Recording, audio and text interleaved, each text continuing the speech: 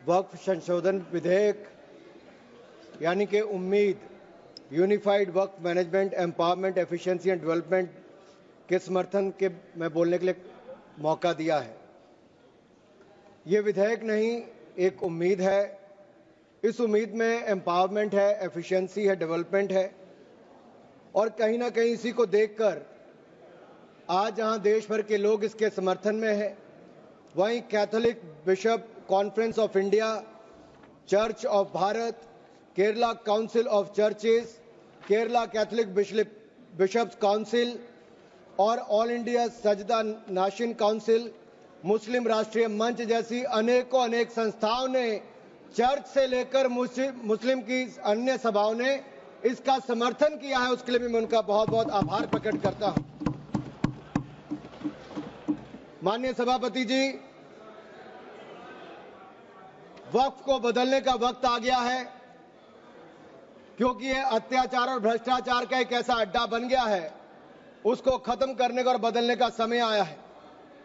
भारत को वक्फ के खौफ से आजादी चाहिए, क्योंकि यहां पर ये जो पहले कांग्रेस के जमाने में बना वक्फ का कानून है, वह उसका मतलब तो यही था, खाता ना वही जो वक्फ कहे वही सही। यानी कि जहां पे कह दिया वक्फ की जमीन है, वो फिर वक्फ की जमीन हो गई। वो जिम्मेदारी उनकी नहीं है कहने की, बताने की कि ये कैसे उनकी जमीन है, लेकिन जिसकी चले गई वो बेचारा दर दर भटकता है और उसको इंसाफ भी नहीं मिलता है।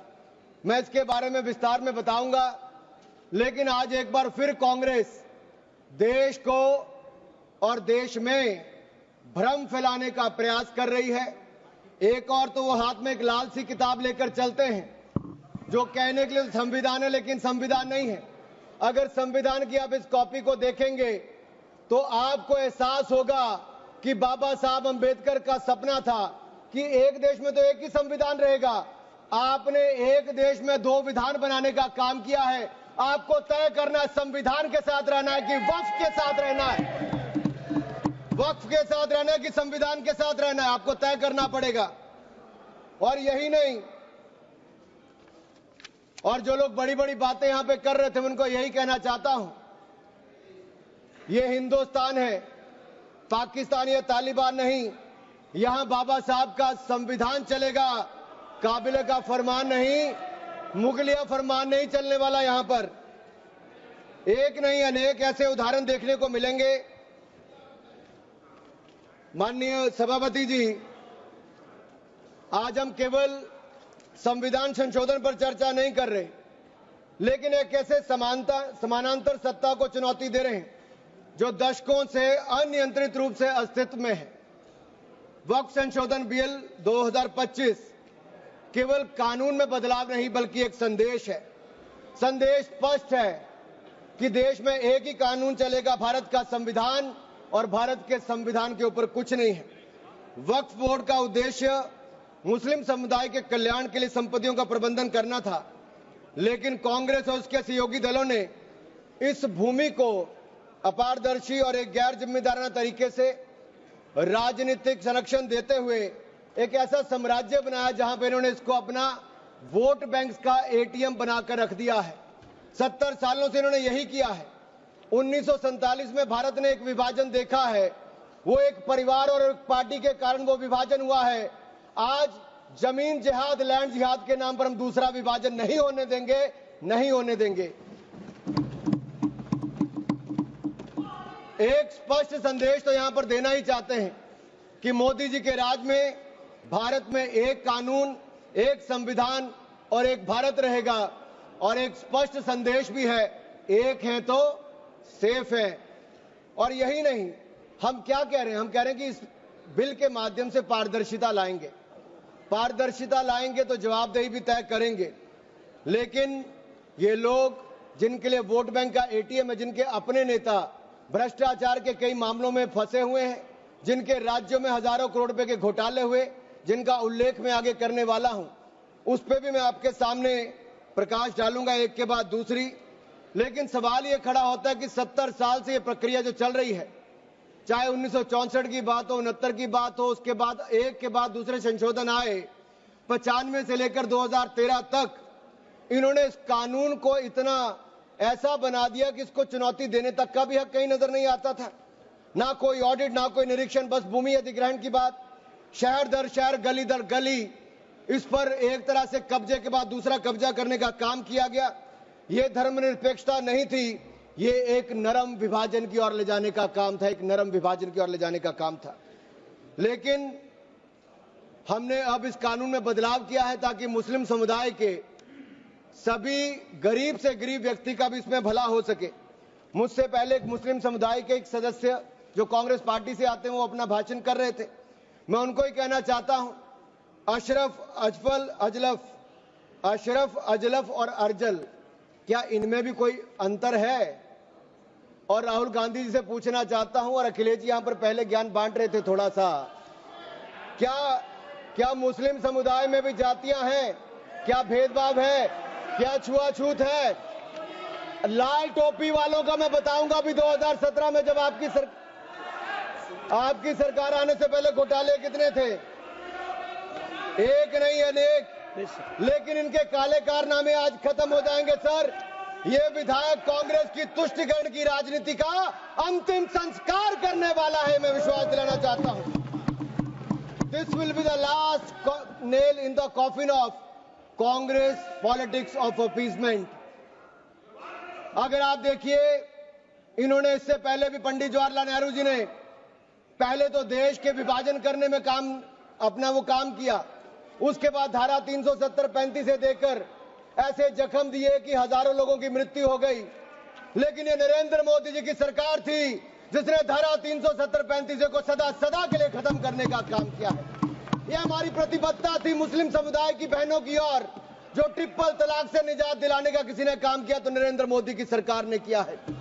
आपने तो वायदा किया था कि जो पाकिस्तान, बांग्लादेश और अफगानिस्तान में रह गए हैं उनको वहीं पर पूरा न्याय मिलेगा, लेकिन नहीं मिला। लेकिन उनको भारत में भी आकर अगर उनको नागरिकता देने की बात थी तो आपकी सरकार में 60 सालों में नहीं हुआ। सीएए कानून किसने बनाया? तो वो भी नरेंद्र मोदी की सरकार ने बनाकर वो काम किया है। मैं एक बात और इसमें कहना चाहता हूं, अगर इसमें एक के बाद दूसरा देखा जाए, कांग्रेस ने कहीं ना कहीं और कांग्रेस के सहयोगी दलों ने वोट बैंक के लिए संविधान का सौदा कर लिया है, और ये सौदा ही किया है। तभी तो हमने एक के बाद दूसरे उदाहरण देकर कहा कि आपने कैसे उसको अपना वोट बैंक किया, एटीएम बना के रखा। लेकिन ये जो बिल है ये अन्याय की जड़ पर प्रहार है, और इस प्रहार के बाद सबको न्याय, न्याय और न्याय ही मिलने वाला है। हमने कहा है कि प्रत्येक वक्फ संपत्ति रजिस्टर हो, पंजीकृत हो, उसके आंकड़े होने चाहिए, और हर झगड़ा कानून के अंतर्गत हल हो, किसी डर और भय के अंतर्गत ना हो। आपको इस बात का क्यों डर है? अगर किसी को न्याय मिलता है, ट्रिब्यूनल के बाद अगर कोई हाई कोर्ट, सुप्रीम कोर्ट जाना चाहता है तो आप क्यों रोकते हो? देश में हर कानून के अंतर्गत, चाहे इनकम टैक्स का हो या कोई भी हो, आप एक के बाद दूसरे कोर्ट जा सकते हो। लेकिन वक्त में ये कानूनी रोक क्यों लगाकर रखी थी? ये बिल जो कहा गया किसी धर्म के खिलाफ, ये बिल किसी धर्म के खिलाफ नहीं है।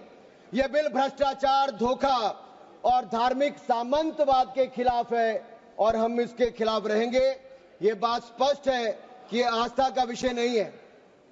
As long as prime minister Modi is the PM, the shops of appeasement will remain shut. This bill is not about Hindu versus Muslim. This is law versus lawlessness, constitution versus corruption, Bharat versus internal partition. और ये partition एक बार हो गया, अब आपके कारनामों के कारण बार बार नहीं होने देंगे। सर, मैं एक अंतर्राष्ट्रीय स्तर पे क्या परिस्थितियां वो थोड़ा बताना चाहता हूं। टर्की में 1923 के बाद 1924 में मिनिस्ट्री ऑफ वक्फ इसको एबॉलिश कर दिया गया, और वहां पे जनरल डायरेक्टरेट ऑफ फाउंडेशन बना जो रेस्टोरेशन, मेंटेनेंस और यूटिलाइजेशन वक्फ प्रॉपर्टीज का करता है, और ये इसके बाद इसको लोगों की भलाई के काम के लिए पैसा लगाता है। कुवैत में भी ministry of Waqf and Islamic affairs है, ये एसेट, मस्जिद, स्कूल, अस्पताल, इन सबका देखरेख करता है और मॉडर्नाइजेशन के माध्यम से, टेक्नोलॉजी के माध्यम से इसका फायदा उठाते डिजिटलाइजेशन किया है। लेबनान में ministry of endowments and Islamic affairs है जो इसकी मैनेजमेंट और यूटिलाइजेशन को सारे को देखती है और चैरिटेबल और कम्युनिटी के काम को देखती है। सीरिया में भी मिनिस्ट्री ऑफ वक्फ है जहां पर एप्रोप्रिएट यूज हो, रेवेन्यू हो, चैरिटेबल पर्पस हो, उसके लिए काम किया जाता है। इराक में भी सुन्नी एंडोमेंट और शिया एंडोमेंट ऑफिस है और यह भी सीधा सेंट्रलाइज फ्रेमवर्क के माध्यम से काम करता है। सऊदी अरेबिया में जनरल अथॉरिटी ऑफ वक्फ है जो इंडिपेंडेंट पब्लिक बॉडी है। सिंगापुर में MUIS है जो स्टैट्यूटरी बॉडी है, वो मिनिस्ट्री ऑफ कम्युनिटी डेवलपमेंट के अंतर्गत है। ये वक्फ मैनेजमेंट के डिजिटल सिस्टम के माध्यम से काम करता है। इंडोनेशिया में भी इंडोनेशियन वक्फ बोर्ड है जो इंश्योर करता है अच्छे काम करने के लिए, उनके भलाई के लिए। तुनिसिया में भी, इजिप्ट में भी, रशिया में भी, फ्रांस में इसी तरह पे काम किया गया है, लेकिन यहां पर ऐसा नहीं किया गया। यहां पे इसके खिलाफ ही काम करते रहे। चंद लोगों के हाथ में, राहुल गांधी जी कहते हैं कि चंद लोगों के हाथ में देश की संपत्ति है। राहुल गांधी जी सदन में नहीं, लेकिन मैं उनको बताना चाहता हूं, मात्र 200 लोगों के हाथ में अपने वक्फ बोर्ड दे रखे हैं और देश की लाखों करोड़ रुपए की संपत्ति उनको दे रखी है। क्या उनसे छुटकारा दिलाना चाहिए कि नहीं दिलाना चाहिए? क्या आम मुस्लिम को उसका लाभ मिलना चाहिए कि नहीं मिलना चाहिए? क्या मुस्लिम महिलाओं को, बच्चों को लाभ मिलना चाहिए कि नहीं मिलना चाहिए? क्या विधवाओं को लाभ मिलना चाहिए कि नहीं मिलना चाहिए? आप महिला विरोधी क्यों हैं? मुस्लिम विरोधी क्यों हैं? आप बदलाव विरोधी क्यों हैं? ये सवालों का जवाब आपको देना ही पड़ेगा। सर, एक कहावत है जो यहां पर बाहर कहा जाता है कि पता है यहां से बहुत दूर, पता है यहां से बहुत दूर और गलत और सही के पार एक मैदान है। पता है यहां से बहुत दूर, गलत और सही के उस पार एक मैदान है। मैं वहां मिलूंगा तुझे और अगर वक्फ का बस चला तो वक्फ की संपत्ति बन जाएगा। यानी कि जिस पे भी नजर रखोगे वक्फ की संपत्ति बन जाएगा और उसमें से आपको इंसाफ मिल नहीं पाएगा, क्योंकि ऐसी हालत कर दी है। सर, अगर आप देखेंगे वक्फ की सच्चाई क्या है, भारत में ऐसा कौन सा कानून है जिसने आपका घर, आपका मंदिर, यहां के आपके पूरे गांव छीन लिए? भारत में कौन सा ऐसा कानून है जिसने आपका घर, आपके मंदिर, आपके पूरे गांव छीन लिए? ये ऐसा कौन सा कानून है जिसके खिलाफ आप कोर्ट भी नहीं जा सकते? ये कौन सा ऐसा कानून है जो संविधान से भी ऊपर है? इसका नाम वक्फ है जो कांग्रेस के समय बना है। सर, इसने गुरुद्वारे हो, मंदिर हो, घर हो, गांव हो, सब पे कब्जा करने का काम किया है। एक तुगलकी भी फरमान है सेक्शन 40, इसमें दान देने वाला किसी भी धर्म का हो सकता है, लेकिन देखभाल करने वाला मुसलमान ही होना चाहिए। ये मंदिर में तो ऐसा नहीं है। सरकारें मंदिर का, ये कर्नाटक की सरकार है कांग्रेस की, 450 करोड़ रुपया साल का आप इकट्ठा करते हैं, कहां खर्च करते हैं? कौन जवाब देता है उसका? एक एक रुपए का हिसाब आपको देना चाहिए था। क्या किसी मस्जिद का पैसा आपने लिया? क्या किसी वक्फ बोर्ड का पैसा आपने लिया? लेकिन कर्नाटक में जो घोटाले हुए सर, उसमें इनके राष्ट्रीय अध्यक्ष मल्लिकार्जुन खड़गे जी का नाम भी आता है, जहां पर क्या सर, यही नहीं,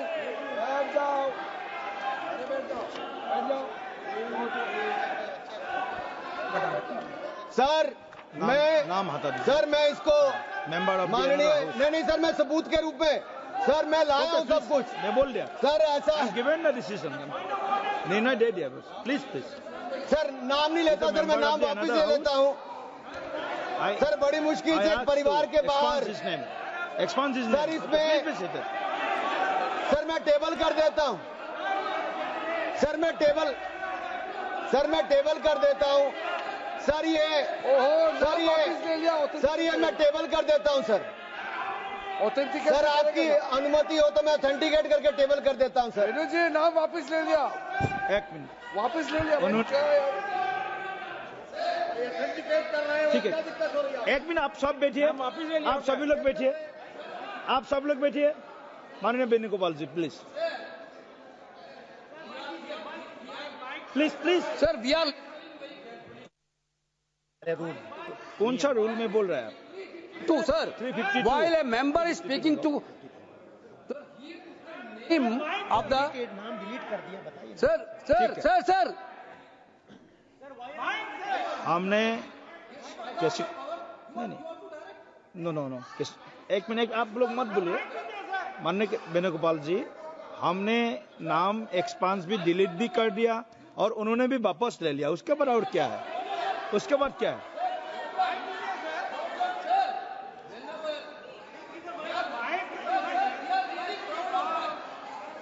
माइक दीजिए। माइक एक मिनट वेणुगोपाल जी बोलिए, आप वेणुगोपाल जी बोलिए। Please be seated, all members please seated. Sir, while he's speaking, he's totally misled the House. Not only misleading the House, he took the name of Honorable Leader of Opposition of Rajya Sabha here in a very bad way. We are really proud, sir, we are really proud of that. We are having a Congress president who came from the grassroots level of this country. Okay. With soft family. He didn't like Mallikarjuna Kharge ji because he is leading by his casteism. Okay, thank you please continue sir आज माननीय सभापति जी, आखिरकार कांग्रेस ने अपनी जातिवादी सोच को सामने ले ही आए।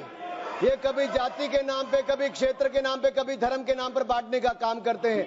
मैंने किसी जात का नाम नहीं लिया था, लेकिन आप जाति को लेकर आए हो। और यही नहीं सर, ये रिपोर्ट देखिए, ये विधानसभा, कर्नाटक की विधानसभा में कांग्रेस के एक नहीं अनेक नेताओं के नाम आए जिन्होंने वक्फ की प्रॉपर्टी को खाने का काम किया है, हजारों करोड़ के घोटाले करने का काम किया है। इसीलिए आप लोग पारदर्शिता नहीं चाहते, इसीलिए आप लोग ट्रांसपेरेंसी नहीं चाहते, इसीलिए आप लोग जवाबदेही नहीं चाहते। सर मैं इसको ऑथेंटिकेट करके रिपोर्ट को रखना चाहता हूं। सर यही नहीं, ये तुगलकी फरमान जो थे मैं कर देता हूं सर। अगर किसी की संपत्ति जिसके ऊपर उन्होंने कब्जा कर लिया हो, सर इसको साबित करने से उनको वक्फ साबित नहीं करना सर। ये जिसकी प्रॉपर्टी है बेचारा, उसको धक्के खाने पड़ते एक से जगह दूसरी जगह के लिए। सर ये आम व्यक्ति के लिए एक अभिशाप है। अगर सरकारी जमीन छीनी जा सकती है, गांव के गांव छीने जा सकते, तो आप कल्पना कीजिए आम इंसान की प्रॉपर्टी को कैसे किया जाएगा। सर नो ऑब्जेक्शन सर्टिफिकेट लेके जाना पड़ता है। सर वक्फ का साम्राज्य इतना बड़ा हो गया कि 9 लाख एकड़ जमीन जो लाखों करोड़ की है। सच्चर कमेटी कब बनी? आपकी सरकार के समय बनी। 2006 में उसकी रिपोर्ट आई। आप क्यों हाथ पे हाथ धर के बैठे रहे? क्यों बैठे रहे? उन्होंने कहा था कि साल का 12,000 करोड़ रुपए की आमदन हो सकती है। पिछले 20 सालों में 2.5 लाख करोड़ रुपए की आमदन हो गई होती। आमदन होती तो मुस्लिम महिलाओं का, बच्चों का और मुस्लिम समुदाय का भला हुआ होता। लेकिन कांग्रेस पार्टी ने भला कभी चाह ही नहीं मुस्लिम समुदाय का, केवल वोट की राजनीति करके रखा। सर ये कितनी है? मॉरिशियस जैसे 2 देश, उसके बराबर वक्फ बोर्ड की जमीन है। सिंगापुर जैसे 5 मिनट और मैं खत्म कर रहा हूं सर। मालदीव जैसे 12 देश, उसके बराबर वक्फ बोर्ड की जमीन है। सर लालू प्रसाद यादव जी जो सदन के सदस्य नहीं लेकिन आपकी सरकार में मंत्री थे, तब उन्होंने कहा था पटना की डाक बंगले की जमीन भी वक्फ बोर्ड खा गया, सरकारी गैर सरकारी जमीनें वक्फ बोर्ड खा गया। ये किसी और ने नहीं, लालू प्रसाद यादव जी ने कहा था। आप उस पर क्या कहना चाहते हो? ऑन रिकॉर्ड के पे कहा है। गरीब मुसलमान भी सर इस कानून का शिकार रहे।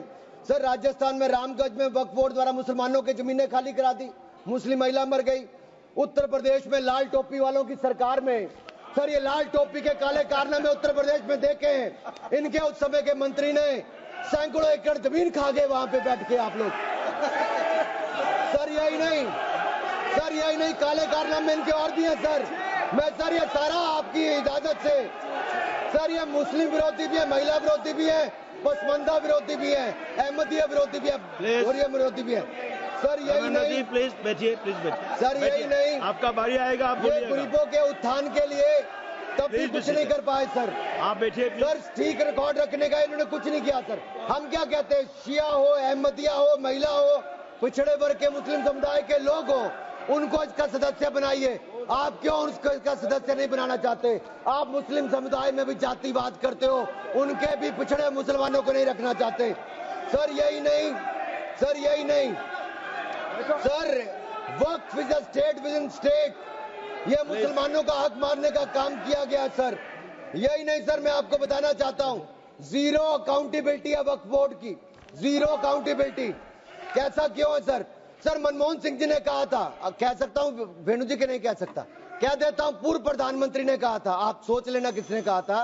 पूर्व प्रधानमंत्री ने कहा था, Muslim must have first claim on our resources. एक सदा हिंदू विरोधी रहे हैं, ये केवल मुसलमानों के पक्ष में किया, लेकिन आपने मुसलमानों के लिए कुछ नहीं किया। अगर मुसलमानों को पक्के मकान, पीने का पानी, अच्छी शिक्षा, भोजन, ये सब किसी ने दिया है तो नरेंद्र मोदी जी की सरकार ने दिया है। धन्यवाद। यही नहीं सर, सर 3 मिनट में और सर खत्म कर रहा हूँ। 1 मिनट में खत्म कीजिए। सर 1 मिनट में हो नहीं पाएगा सर ये देखिए सर, मैं रिपोर्ट लाया हूं सर, कहां से कहां तक इन्होंने राज्य दर राज्य कैसे हिंदुस्तान की जमीनों पे कब्जा किया है। सर ये देखिए सर, आंकड़े आपको दिखाते हैं, एक राज्य नहीं सर, केरल में ये कहते तो हैं कि वायनाड के बेटे हैं, बेटी हैं, लेकिन वहां पे भी वक्फ का कहर जारी है सर। पापी वोट बैंक का सवाल है, आप वायनाड में भी चुप रहते हो, कुछ करते नहीं हो, और वायनाड का रहनुमा कहने वाली आज गायब है, और वहां पर भी उनकी संपत्तियों पर हो रहा है सर। इसलिए चर्च ने भी कहा सर, केरल में तो रोज ऐसे हो रहा है सर, बेलगाम हो चुका वक्फ बोर्ड, किसानों, मजदूरों, हिंदुओं की जमीनों को इविक्शन नोटिस दे रहा है सर। एर्नाकुलम में सर 404 एकड़ जमीन पर दावा ठोक दिया है, 604 पिछड़े ईसाई और हिंदू परिवारों के घर छीन लिए। त्रावणकोर में सर राज परिवार की जमीन खा गए। केरल में कांग्रेस और वामदल ने मिलकर बिल पास कर दिया। कर्नाटक में 15,000 एकड़ की कहानी में आपको बता चुका हूं। तिरुचिरापल्ली में सर इन्होंने एक गांव में 1500 साल पुराने प्राचीन मंदिर के साथ लगती जमीन सर, इस पे कब्जा करने की बात कही सर। सूरत के नगर निगम में सर मुगलों की संपत्ति बताने का काम किया सर। नगर निगम को भी सर बेट द्वारका के 2 द्वीपों पर दावा ठोक दिया है। क्या भगवान कृष्ण से पहले इस्लाम धर्म आ गया था? क्या भगवान कृष्ण से पहले इस्लाम धर्म आ गया था सर? यही नहीं, कल क्या आनंद भवन और नेशनल हेरिटेज पर आकर मैंने अभी बार सुना था कि आनंद भवन और नेशनल हेरिटेज पर वक्फ बोर्ड अपना दावा ठोकने वाले हैं, तो दे दोगे क्या? और यही नहीं सर, एएसआई संरक्षित स्मारकों पर भी सर यही नहीं सर, कर्नाटक में 53 ऐतिहासिक स्मारकों को वक्फ संपत्ति घोषित कर दिया है सर। यही नहीं सर, हम्पी सर्कल में 6 एएसआई संरक्षित कर लिया सर। यही नहीं सर, एएसआई के 120 प्राचीन स्थानों पर भी इन्होंने ऐसा किया है सर। ये किसान कल्याण की तो राहुल जी बात करते हैं, लेकिन कर्नाटक में इनकी सरकार में 15,000 एकड़ जमीन किसानों की छीनने का काम आपकी सरकार ने आपके वक्त में किया है सर। ये किसान विरोधी है, ये महिला विरोधी है, और मैं इन सबसे कहना चाहता हूं सर, ऐसे काम नहीं चलेगा। ये कहते हैं कि पुराने कानून के तहत न्याय मिल जाएगा सर, न्याय नहीं मिलता सर 1 मिनट सर। आप देखिए, वक्फ की आय जो 12,000 करोड़ रुपया साल होनी चाहिए थी, आज 1 करोड़ 30 लाख रुपया रह गई है। कौन खा रहा है पैसा वक्फ बोर्ड का?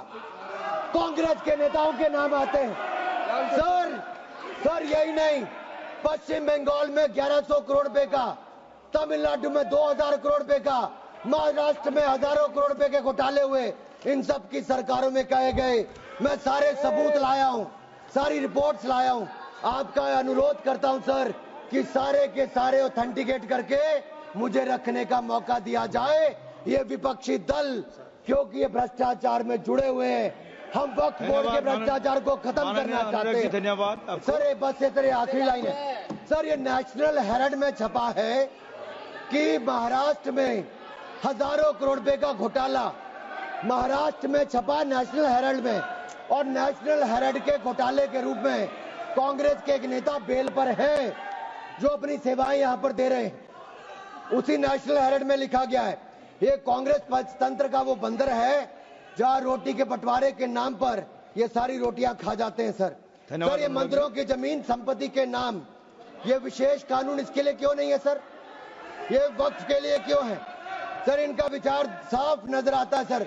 ये मंदिरों का सोना पिघलाकर ये तब तो ले जाते हैं, लेकिन भ्रष्टाचार के नाम पर जमीन पर कब्जा करने के लिए वक्फ बोर्ड बना देते हैं सर। हमारी सरकार वक्फ को पारदर्शी और जवाबदेह करना चाहती है। हमारे सेक्शन 30 सेक्शन हमारे 40 पास काफी वक्ताओं का लिस्ट है, सबको बोलने का मौका सर देना है। लास्ट 30 सेकंड में समाप्त last 30 second sir. Yes. Sir आपने कहा था कि कोई बीच में टोका टोकी नहीं करेगा, लेकिन इन्होंने तो एक ऐसा जमींदार खड़ा कर दिया है जो एक नहीं अनेक ऐसी हजारों करोड़ रुपए की संपत्तियां खा गए। और कर्नाटक के कुछ नेताओं के, कांग्रेस के नेताओं के नाम है सर, ले सकता हूं, जिनका रिपोर्ट में नाम आया सर, विधानसभा में रिपोर्ट आई है सर। सिटिंग विधायक है, पूर्व विधायक, पूर्व मंत्री, राज्यसभा के प्रतिपक्ष के नेता हैं। ये वक्त की प्रॉपर्टियों पे कब्जा करने वाले, पैसा खाने वाले हैं। और यहां तक कि एक 5 स्टार होटल का भी सुलह कराने के लिए इन्होंने कही। सर मैं इतना ही कहना चाहता हूं, ये बिल मुस्लिमों के जीवन में एक बड़ा बदलाव लाएगा। हर वर्ष हजारों करोड़ कमाने का प्रावधान करके दिखाएगा। अच्छी शिक्षा, अच्छी सुविधाएं, अच्छे मकान, अच्छा इलाज और अच्छा भविष्य देने का काम ये नरेंद्र मोदी की सरकार में वक्फ बोर्ड का संशोधन बिल उम्मीद के माध्यम से एक नई उम्मीद बांध कर दिखाएगा, नई उम्मीद बांध कर दिखाएगा। बहुत बहुत धन्यवाद।